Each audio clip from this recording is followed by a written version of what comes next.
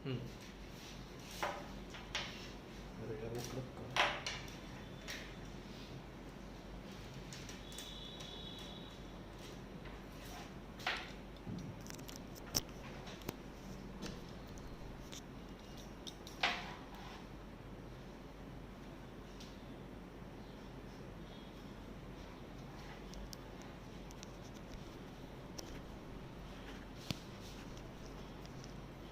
कहाँ लगाऊं यार।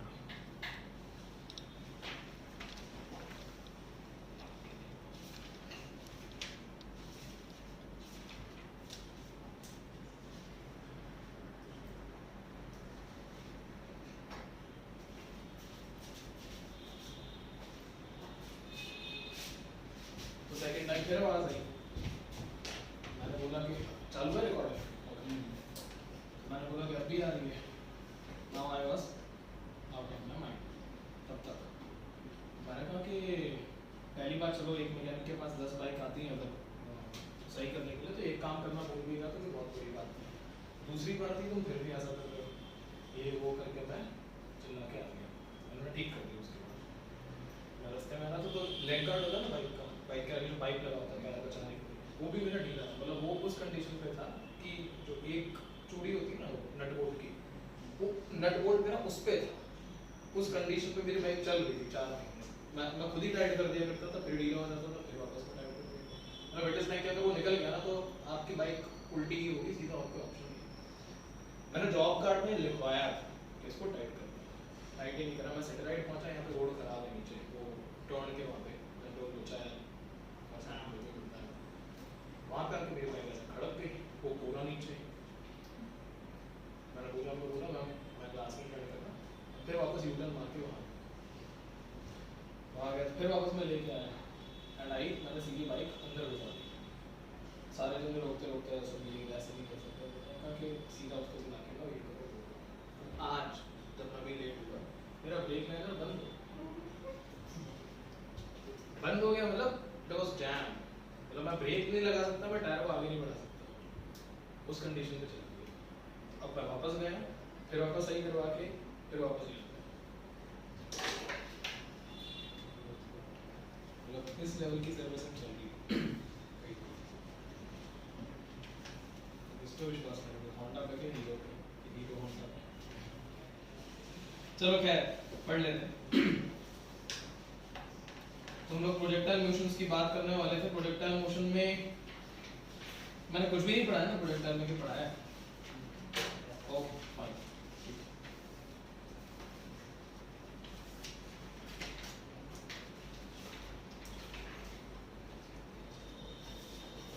अच्छा प्रोजेक्टाइल कहते हैं किसने, ये तो बता दो सबसे पहले। What is a projectile? The object, बस अभी नहीं बोला क्या? प्रोजेक्टाइल ऑब्जेक्ट होगा तुम खेलेंगे। हां और मोशन इसका मोशन होगा प्रोजेक्टाइल। आपने ऐसा ट्विस्टेड आंसर नहीं दिया था, मैंने बहुत सिंपल आंसर दिया है। Projectile will be the object, projectile motion इसका पाथ होगा। ना ना ना, वो तू मिस इंटरप्रेट कर रही है। Projectile is the object and trajectory is the path followed by the object. लेकिन मैं पूछ रहा हूं व्हाट इज प्रोजेक्टाइल मोशन, ऐसा। अच्छा मैंने पहले प्रोजेक्टाइल बोल दिया, तो प्रोजेक्टाइल मोशन क्या है ये? नहीं, trajectory analysis is not projectile motion.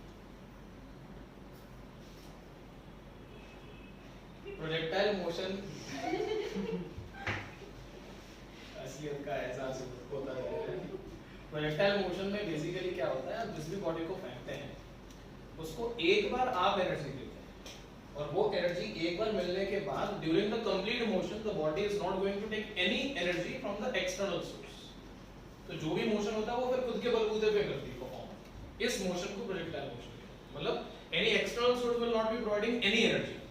भाई आप जब किसी बॉल को किक करते हैं तो आपने इनिशियली ग्राउंड से बॉल को किक किया है, यहां से बॉल इधर जाती है, बॉल ये बात फॉलो करती है, पर बीच मोशन में तो बॉडी को कोई एनर्जी नहीं मिलती ना। हां कि ग्रेविटी लगती रहती है नीचे, वो एक अलग केस है, ठीक है। लेकिन कोई एक्सटर्नल एजेंट फोर्स नहीं लगा है। Gravitation force is an internal force, क्योंकि बॉडी के अंदर मास है, मास के कारण वो फोर्स एक्सिस्ट करता है ना, ठीक है। Okay fine. तो दो तरीके के प्रोजेक्टाइल मोशन होते हैं हमारे पास, एक हॉरिजॉन्टल प्रोजेक्टाइल मोशन और एक एंगुलर प्रोजेक्टाइल मोशन, ठीक है। एंगुलर की बेसिक टर्म्स देख लेते हैं फटाफट से। पहले angular projection, angular projection, angular projection में सबसे पहली चीज, जैसे ये y एक्सिस मान लिया या xy प्लेन मान लिया। अच्छा, projectile motion is 2D motion और 3D मोशन या 1D मोशन? प्रोजेक्टाइल मोशन कैसा motion? 2D 3D 1D? 2D।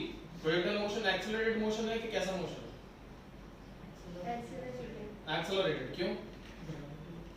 Gravity लग रही है। हाँ, तो एक्सेलरेटेड मोशन है कि नहीं? Is it N accelerated motion? हाँ, ग्रेविटी लग रही हो तो ठीक है।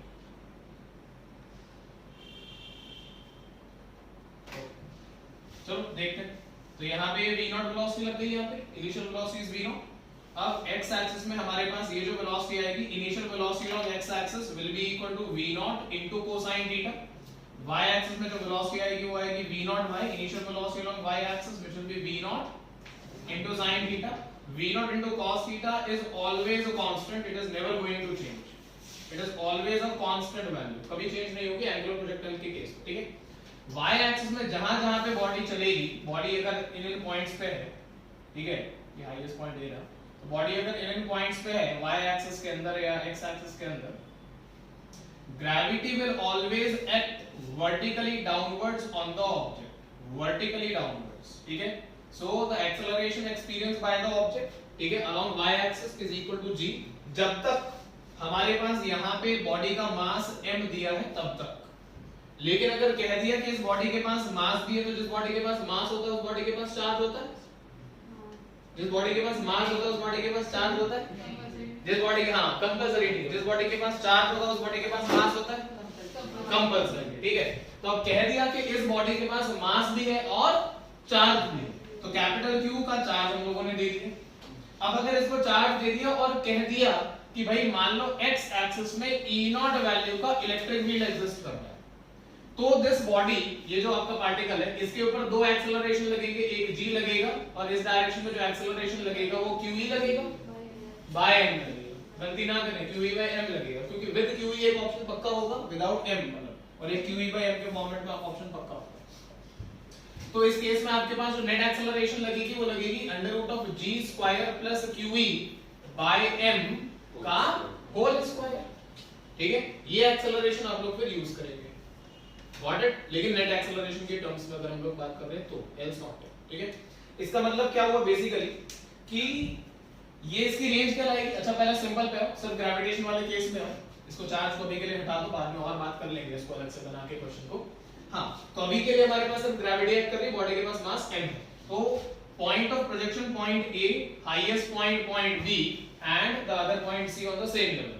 तो A से लेके C तक का जो गैप है वो हॉरिजॉन्टल रेंज कहलाएगा, और ग्राउंड से लेके B तक की जो हाइट है वो मैक्सिमम हाइट कहलाएगी, दैट इज h मैक्स, और टाइम ऑफ फ्लाइट कहलाएगा। तो A से लेके B तक time of A set, B से लेके C तक टाइम ऑफ D सेट, और दोनों एक दूसरे के बराबर होंगे, ठीक है। ओके, तो रेंज का फार्मूला हमारे पास क्या होता है, v naught square into sine of twice of theta over g। Twice of theta है, ध्यान रखेंगे, ठीक है। या फिर क्या लिख सकते हैं इसको, sin 2 theta is what, 2 sin theta cos theta. तो ये बन जाएगा twice of v naught square को भी तोड़ देते हैं, तो v not along x axis, v not along y axis upon acceleration along y axis, got it, ठीक है। इसका थोड़ा ध्यान रखें, इंपॉर्टेंट है, इससे क्वेश्चन जल्दी सॉल्व होंगे, ठीक है। उसके बाद रेंज के बाद मैक्सिमम हाइट की अगर मैं बात करता हूं तो equation was v naught square into sin square theta over 2g, ठीक है, कंफ्यूजन ना रखें प्लीज, ठीक है। तो ये बन जाएगा आपके पास v not along y axis का square by twice of acceleration along y axis, and time of flight capital T was twice of v not into sin theta by g, which is twice of v naught along y axis divided by acceleration along y axis। ये a से लेके c तक का time, a से c तक का आधा कर दोगे तो a से b तक का टाइम आ जाएगा, what it, which is v naught sin theta by g।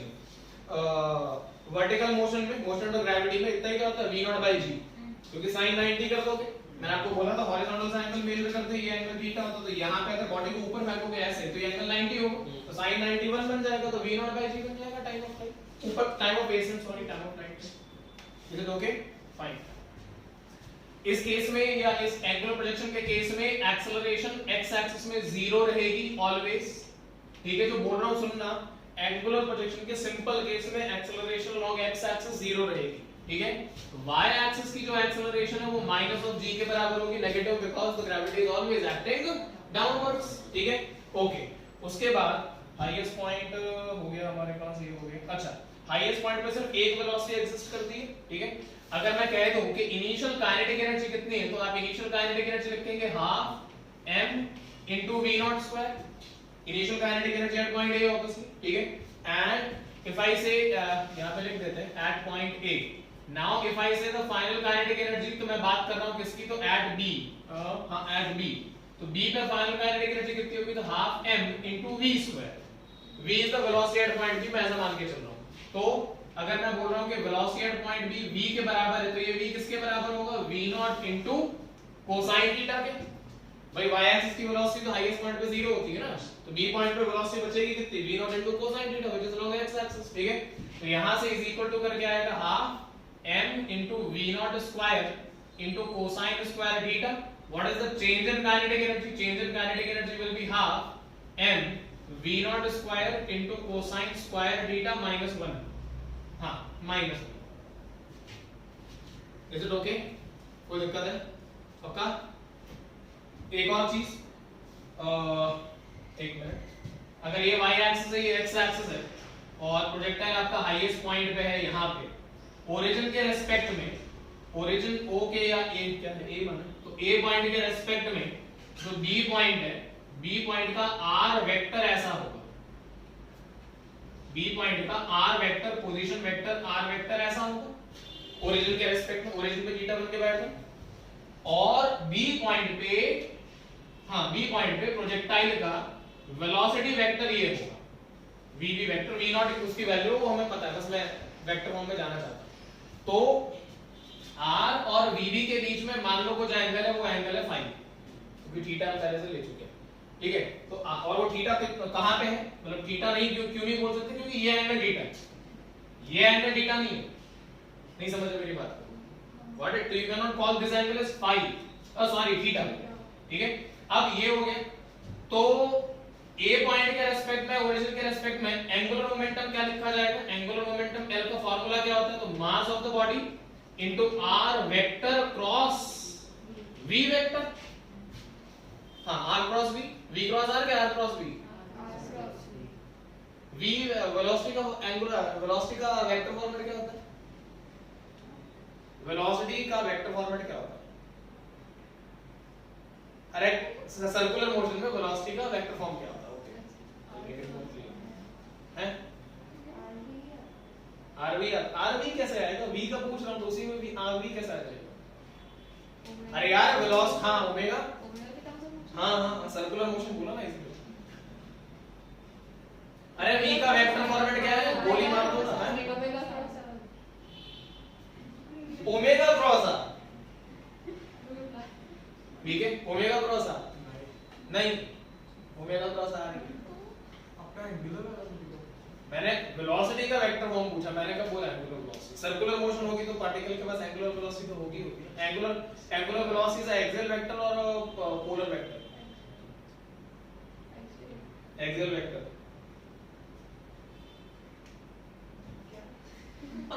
Angular velocity omega is an axial vector और a polar vector. Polar vector कहां से आ गए, पढ़ा ही नहीं है कभी जिंदगी में, नहीं। अरे पोल का मतलब किसी एक डायरेक्शन की तरफ एक्ट करना, एंड एक्सियल मींस किसी एक्सिस के लॉन्ग एक्ट करना, तो जैसे पंखा घूम रहा है तो एक्सिस ही होगा, तो that is the direction of omega, sense of rotation है, this is the direction of omega, ठीक है। अरे ऐसे ही मजे ले रहा हूं, तो m into r cross v हो गया, पढ़े साहब, ओके। तो m into r into v into sin theta, या फिर m into v into r into sin theta, r sin theta is what, m into v into r perpendicular, got it, ठीक है। अच्छा sin theta भी phi कर लेते हैं यहाँ पे, ये मैंने थीटा एंगल मैंने यहाँ पे phi माना, तो r sin phi is this,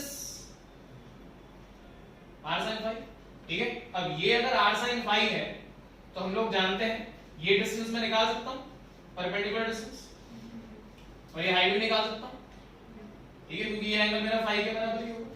तो r sin फाई का डेटा क्या हो जाएगा? अरे यार v पता है, यहाँ पे v नॉट है, तो वहां पे r sin फाई का डेटा तो निकाल ही सकते हो ना, ये r sin फाई है ना।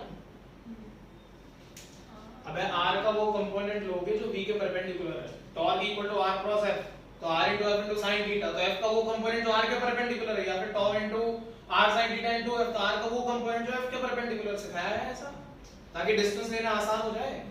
याद आ गया? तो यहाँ पे ये जो गैप आएगा वो निकालना। अब ये गैप कितना होगा? r/2, हाईएस्ट पॉइंट में बात कर रहा हूँ तो r/2 होगा ना, तो यहाँ पे r/2 आ जाएगा, रेंज का आता, तो m into v0 into r/2। अब r/2 की वैल्यू का मतलब क्या होगा?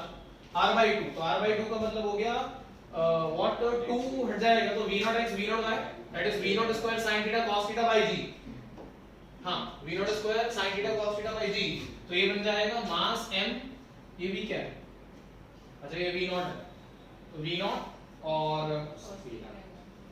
एक मिनट कहां पे, अच्छा sorry, v0 cos theta, v0 cos theta, r perpendicular क्या लिख रहे हैं हम? Capital R/2, which is v0 square sin theta cos theta by g, तो by g। अब इसको वो कर लो, m into v0 cube into sin theta into cos theta by g, ऐसा एंगुलर होगा। r को r/2 लिखना, क्यों? r perpendicular is r sin phi, but r perpendicular की value we are taking it as capital R/2, and capital R तो is dependent on theta, not phi। नहीं समझ में आ रहा तो मना करो, आ गया भाई, मैं ये थीटा लूंगा ना इस बार, तो ये टोटल एंगल थीटा ना मेरा, क्लियर है? तो यहाँ से जो भी वैल्यू बन रही है वो एंगुलर मोमेंटम की वैल्यू बन जाएगी, ठीक है। अच्छा, अगर टॉर्क निकालना हो तो what is the torque acting on the particle? अच्छा, टॉर्क लग रहा है कि नहीं लग रहा है भाई? फीलिंग तो आए पहले कि लगेगा तब तो निकालेंगे, जब फीलिंग नहीं आएगा तो मन मर जाएगा, तो सवाल का आंसर नहीं निकालेंगे। लगेगा, लग तो रहा है कि लगेगा ऐसा। एक्सेलरेटर तो फोर्स भी लग सकता है, तो फोर्स और टॉर्क में तो अंतर है, तो क्या लग रहा है? टॉर्क लग रहा है कि फोर्स लग रहा है? या फोर्स लग रहा है इसलिए टॉर्क लग रहा है? फोर्स लग रहा है इसलिए टॉर्क लग रहा है? शाबाश। नहीं लगेगा, फीलिंग मर गई। लगेगा कैसे है? वापस बोल। हाँ, फोर्स लग रहा है और उसके पास डायरेक्शन भी है, तो एंगुलर लग सकता है। तो टॉ बराबर dl/dt सुना है कभी जीवन में? तो अबे l है तो टॉ नहीं होगा, टॉ बराबर f बराबर dp/dt, तो p है तो f होगा ना, जहां dp होगा वहां फोर्स तो होगा, तो जहां पे l होगा वहां भी तो टॉर्क होगा ना, और टॉर्क और फोर्स में अंतर है झमुरों। जब r दूरी पे, मतलब ओरिजिन के रेस्पेक्ट में r दूरी पे अगर कोई बॉडी पे फोर्स लगता है तो it can create a torque. अगर ये बॉडी यहीं पे होती तो torque is zero, because r is zero. वो याद है दरवाजे पे जा जाके बताया था, ऐसे मार दोगे, ऐसे मार दोगे, ये कर दोगे, वो कर दोगे, नहीं? ठीक है, तो टॉर्क कैसे निकालोगे फिर? Torque is r vector cross f vector, ठीक है। तो वापस से r sin theta into f, तो फोर्स कितना लग रहा है? mg के बराबर, ठीक है। पुट कर दोगे बन जाएगा, अरे r/2 into f, r/2 into mg, और sin फाई तो बनेगा ही बनेगा, पर r/2 की वैल्यू r परपेंडिकुलर कुछ यूज करने की जरूरत नहीं, ठीक है। आपकी सर्कुलर मोशन की कॉपी में ऐसे क्वेश्चंस हैं, ठीक है, वहां जाके देखिएगा, दोनों ये सारी चीजें देखिएगा। और एक और होगा ऐसे, ग्राउंड के रेस्पेक्ट में किसी बॉडी को नीचे ड्रॉप किया था तो टॉर्क कितना लगेगा या एंगुलर मोमेंटम कितना लगेगा, कुछ ना कुछ ऐसी बातें लोगों ने करी, ठीक है। वो क्वेश्चन काम के हैं, कॉपी के क्वेश्चन मत छोड़ देना, बोल रहा हूं, ठीक है। खैर, तो ये बातें हो गई हमारे पास, और अच्छा लिखना है इसमें से कुछ? हां, रिकॉर्डिंग हो रही चाहिए तो मेरी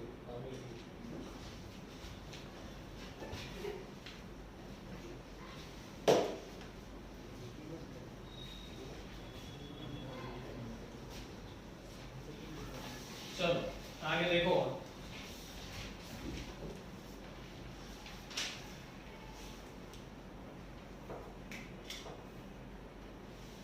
ये क्वेश्चन करना फटाफट से लिखो। A particle is projected a particle is projected with an initial velocity of 50 meters per second. A particle is projected with an initial velocity of 50 meters per second at 37 degree with the horizontal, at 37 degree with the horizontal. 50 meters per second सामने लिखा है 50 meters per second at an angle of 37 degree with the horizontal. Full stop.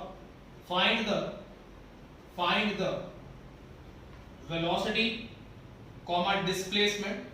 Find the velocity comma displacement and coordinates of the particle. Find the velocity comma displacement and coordinates of the particle with respect to the point of projection. With respect to the point of projection after 2 seconds. With respect to the point of projection after 2 seconds.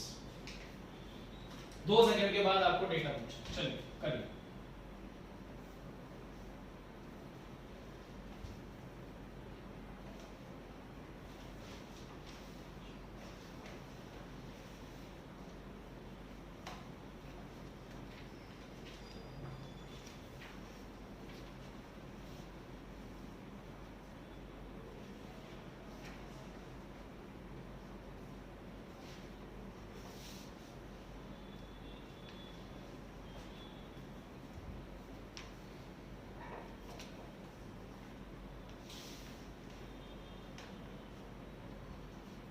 Cos 37 3/5 4/5.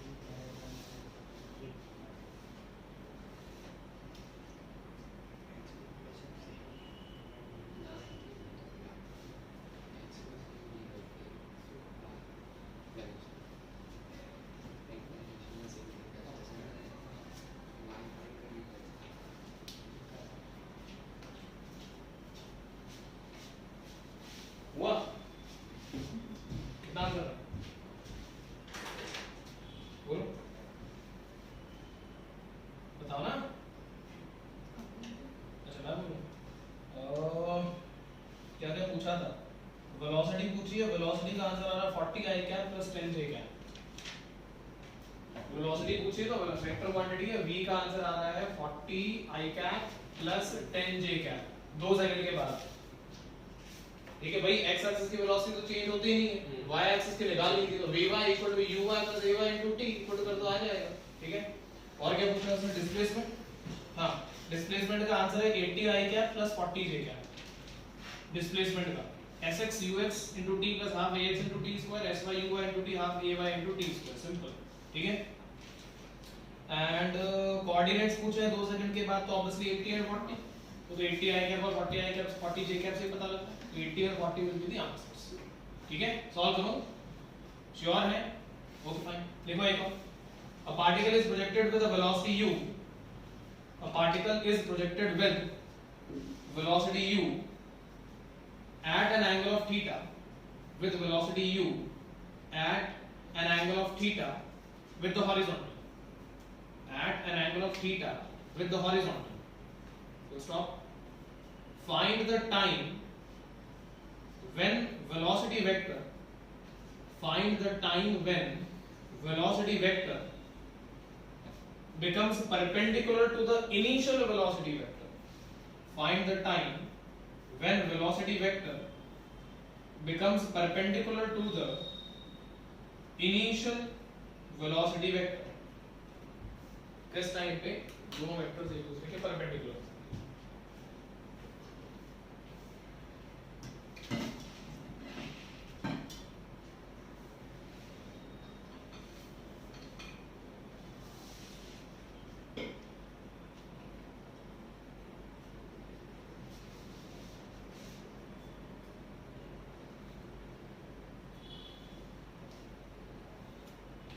Diagram ऐसा बनेगा, initial velocity vector आपका इस direction में है, अब किसी particular time पे particle यहाँ पे पहुंचा है, तो पार्टिकल की जो वेलोसिटी v है वो इधर है, तो इनिशियल वेलोसिटी के परपेंडिकुलर डायरेक्शन में ये वेलोसिटी वेक्टर लग रहा है, तो पार्टिकल को a पॉइंट से लेके b पॉइंट तक पहुंचने में कितना टाइम लगेगा, ये क्वेश्चन। फाइंड द टाइम, ठीक है, when the velocity vector of the particle is perpendicular to the initial velocity. Theta पे प्रोजेक्ट करा है आपने, मान के चलो, ठीक है, एक बार ट्राई कर लो, फिर मैं बताता हूं।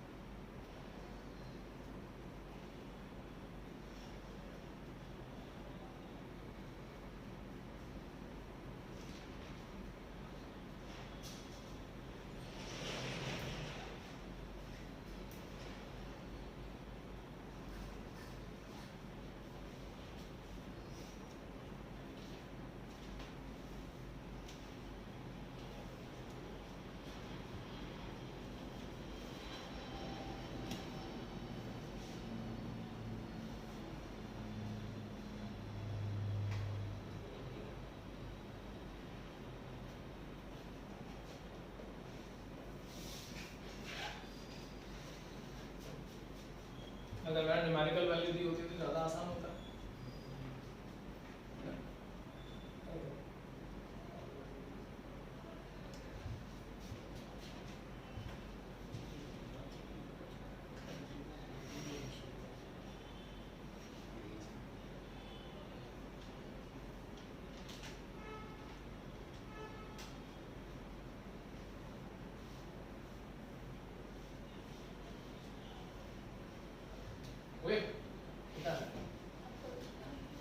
u cosec theta by g या v naught cosec theta by ji,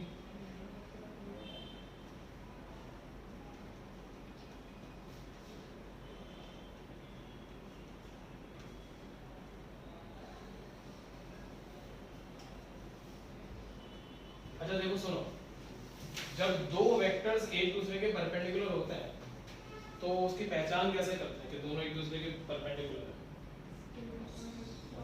dot product 0 होता है।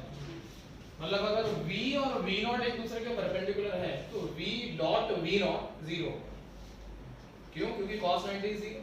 ठीक है, तो हमने लिख दिया v vector dot v naught vector is 0 because both are perpendicular to each other। दो वेक्टर एक दूसरे के पैरेलल होंगे तो क्रॉस प्रोडक्ट 0 होगा। ठीक है, अच्छा अब मैं v को क्या लिख सकता हूं? u plus 80।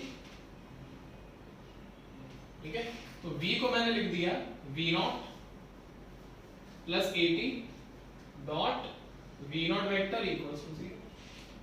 ठीक है, अब v naught dot v naught बनेगा, ब्रैकेट्स ओपन करेंगे, plus v naught dot gt बनेगा, दूसरा ब्रैकेट ओपन करेंगे। ठीक है, v naught dot v not से it is v naught square, a dot a is a square, plus now see g कहां लग रहा है? ये रहा। ठीक है, v नॉट कहां लग रहा है? ये रहा। तो v नॉट और g के बीच में एंगल इज फाई, राइट? तो मैंने लिख दिया v not into g into cos phi into t equals to 0। ठीक है, कोई दिक्कत है? अब मैं फाई को क्या लिख सकता हूं? 90 plus theta, which I will convert into sin theta. ठीक है, तो ये मेरे पास बन जाएगा v नॉट स्क्वायर, एक मिनट कुछ